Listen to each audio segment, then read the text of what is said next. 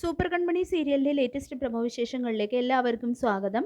അങ്ങനെ jail warden എന്തോ ഒരു വാർത്ത പറയാൻ വരുണിന്റെ അടുത്തേക്ക് ചെല്ലാണ്. ഞാനൊരു വാർത്ത പറയാനാണ് വന്നതെന്ന് അയാൾ വരുണോട് പറയുന്നുണ്ട്. എന്താന്ന് തിരിച്ചു ചോദിക്കുന്നുണ്ട് വരുൺ. അതേസമയം CI അനിരുദ്ധൻ എന്തോ പറയാൻ വന്നപ്പോൾ താൻ ഇങ്ങനെ ഒരു പേടിത്തൊണ്ടൻ പോലീസ് ആയി പോയല്ലോ എന്ന് ചോദിക്കുന്നുണ്ട് വരുൺ. തന്നെയൊക്കെ ആരെ പോലീസിലെടുത്തെന്നും ചോദിക്കുന്നു.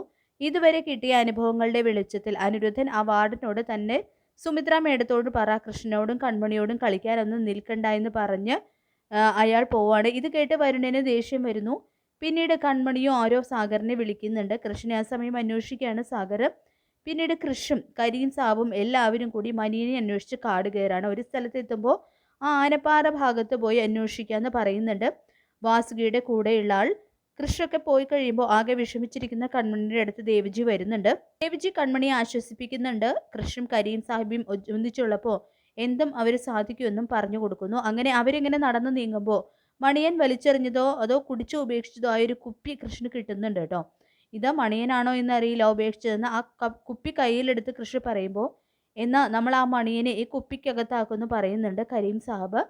രാത്രിയായിട്ട് മണിയനെ കിട്ടാതെ തിരച്ചിൽ നടത്തിക്കൊണ്ടിരിക്കുന്ന കൃഷ്ണനെയും കൂട്ടരെയും ഒരു കുട്ടിക്കാട്ടിൽ കയറിയിരുന്ന് കാണുന്നുണ്ട് കേട്ടോ അയാൾ.